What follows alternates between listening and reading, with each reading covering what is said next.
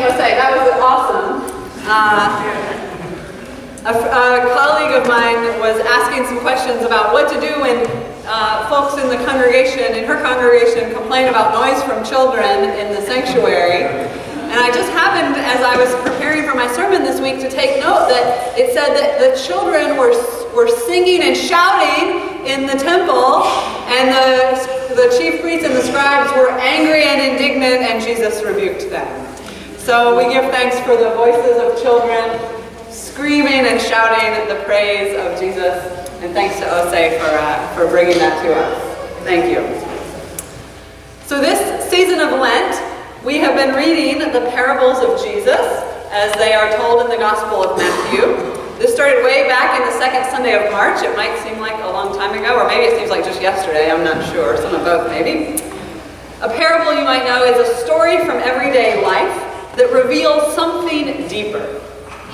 When Jesus told parables, he was using everyday stories to answer the question, what is the kingdom of heaven like? And during Lent, we even let that question become part of our liturgy. We said it every week in the call to worship. The liturgist asked, what is the kingdom of heaven like? And we answered as a congregation, it is like a lender who freely cancels our debt and invites us to do the same. It's like an employer who pays generously and sees that everyone earns enough. It is like a host who invites the good and the bad to feast together at a banquet. It is like a wedding party who prepares for the arrival of the groom and rejoices at the marriage celebration, to feed the hungry and welcome the stranger, to clothe the naked, care for the sick, and visit the imprisoned. This is what the kingdom of heaven is like.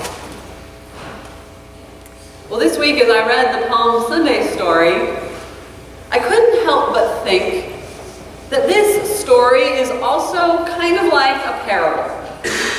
It's not a story that Jesus tells, but it's a story that Jesus enacts. When Jesus climbs upon a donkey and rides down the Mount of Olives to the songs and cheers of a crowd, when he enters Jerusalem and its temple, Jesus is not telling us what the kingdom of heaven is like. He's showing us. And he's also showing us what it's not.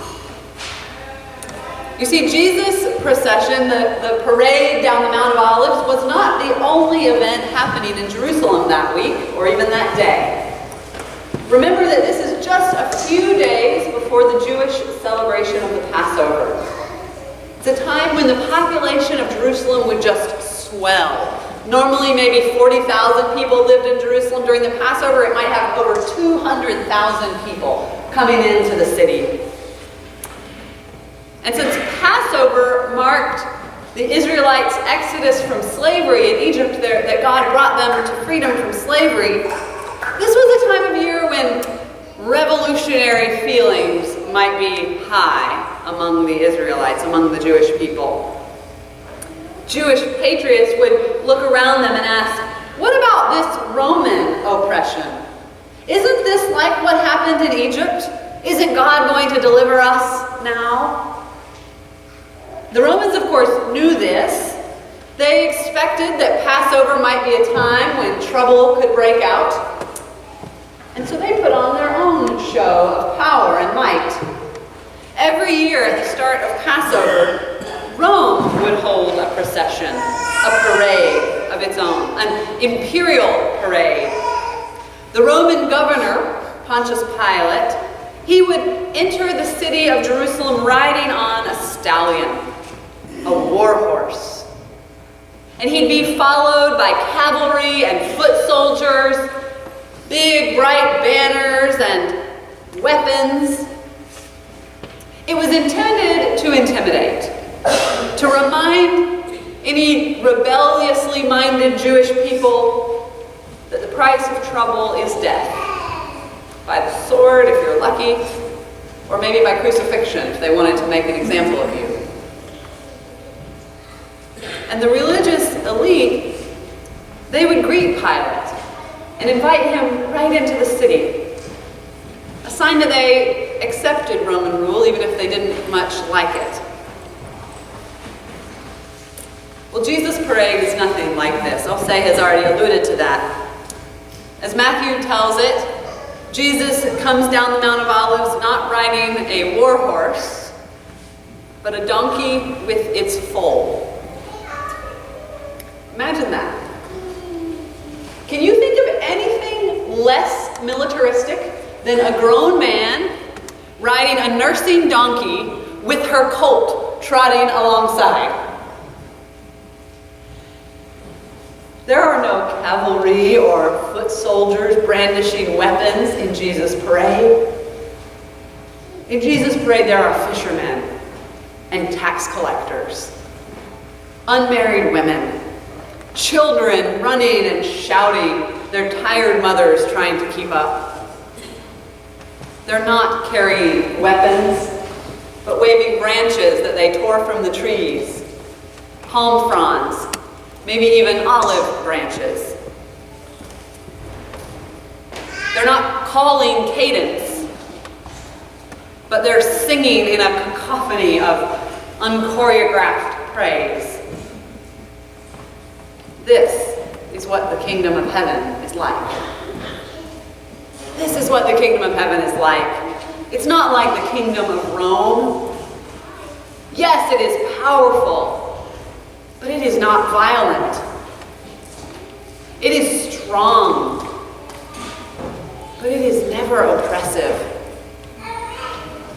It is humble, and it does not humiliate. This is what the kingdom of heaven is like. But Jesus is not only enacting a parable about how the reign of God is different from the reign of Pilate or Herod or Caesar. He is also enacting a parable about how the domain of God is different from the domain of the temple. If you had asked any Jew in Jerusalem in the first century what the kingdom of heaven is like, they would have told you that it's like the temple. The inner courts of the temple were designed on the blueprints that God had given Moses so long ago. The Holy of Holies, the inner part of the temple, it was believed, was an earthly replica of the throne room of God in heaven with its cherubim and seraphim. The animal sacrifice system, which had come to depend on money changers and vendors, that system purified an unholy people and pacified a righteous God. But by the first century, the temple had also become a system that enriched a few. It had become a system that drew very tight circles around who was in and who was out. And Jesus, by entering the temple and driving out the money changers and the salesmen, he is not only saying, but showing that the kingdom of heaven is not like that. Now Matthew tells us, as do all of the evangelists, that Jesus overturned the tables of the money changers and drove out those who were buying and selling in the temple. Matthew, like the other evangelists, quotes Jeremiah has Jesus quote Jeremiah saying, "My house shall be called a house of prayer, but you have made it a den of robbers." But only Matthew includes a little note that there in the temple, Jesus healed the blind and the lame who came to him. Only Matthew includes that reference to the joyful children singing and shouting in the temple courts, praising Jesus as the Savior of Israel. The blind and the lame being healed, children singing and shouting the praise of God. This is what the kingdom of heaven is like. This is what the kingdom of heaven is like. It's not like the kingdom of the chief priests. In the kingdom of heaven, the doors are wide open, except for those who insist on keeping others out. In the kingdom of heaven, entrance is free, except for those who insist on enriching themselves. In the kingdom of heaven, joy is abundant for any who are willing to live not by their own power, but by the grace of God. God. This is what the kingdom of heaven is like. 5 days before his death, Jesus is not only telling parables about the kingdom of heaven, he is acting them out. Right in front of his disciples, right in front of Pilate, right in front of the religious authorities of his day.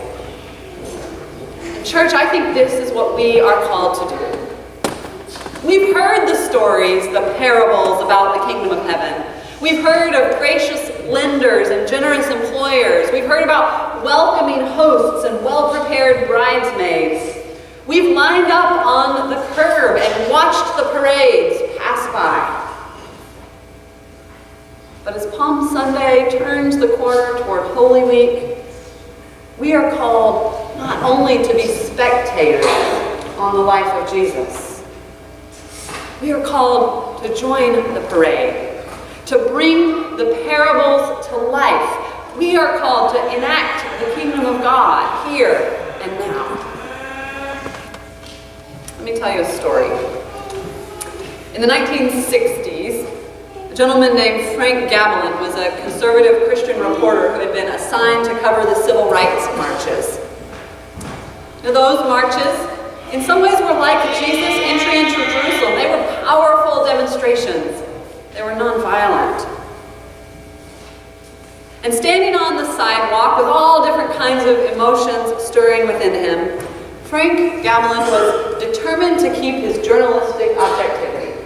Journalists aren't supposed to get involved. They're supposed to just observe and report. Yet while he witnessed the march from Selma to Montgomery, Frank found himself engulfed in a moral crisis. He saw people spitting on the marchers and assaulting them, while the police refused to intervene. Surrounded by such hatred, and seeing the marchers to continue courageously yet nonviolently, Gamelin suddenly knew that his Christian faith demanded involvement on his part. He could not just observe. So he stepped off the curb and joined the march. Friends, the imperial parade of Pilate is still marching in our world today, using violence and force to protect the status quo. The money changers are still occupying street corners and, yes, even houses of worship, enticing you to buy a cheap kind of happiness that brings no lasting joy, that often comes at the expense of justice for our neighbors. You have watched Jesus parade down the Mount of Olives and shake the Temple Mount. Will you step off the curb and enact his story in your own life?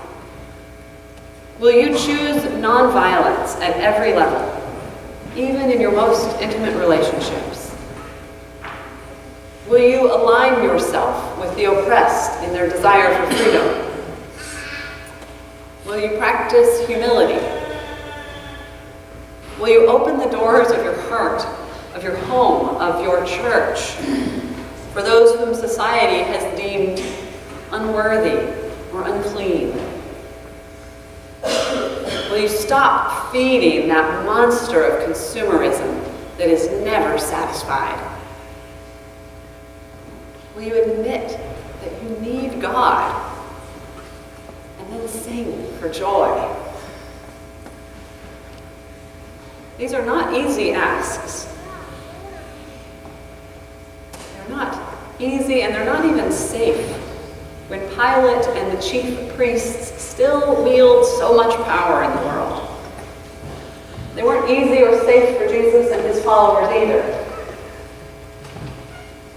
And stepping off the curb and enacting the kingdom won't be easy or safe for us. It won't guarantee that we can defeat the oppressive empires of our day. It might not even lead to a personal sense of validation. But we can gather and cheer and march and love anyway. Because we believe in a God who would rather ride a donkey than a war horse. We believe in a God who would rather wave the branch of peace than brandish a weapon. We believe in a God whose mercy cannot be bought or sold, a God who makes room for all people. Church, we are the people whom God has called and chosen to be a living parable of the kingdom of heaven on earth. And if we're doing it right, we're not always doing it right, but if we're doing it right, then when someone asks, what is the kingdom of heaven like? We can look around at our life together, as our life as a community. And we can say, well, the kingdom of heaven is kind of like this. It's not easy. It's not always safe. But it is a community of love and joy that has stepped off the curb and is joining that strange parade of Jesus on Palm Sunday, on Good Friday, on Easter morning, and every day. May it be so, church. May it be so. Amen.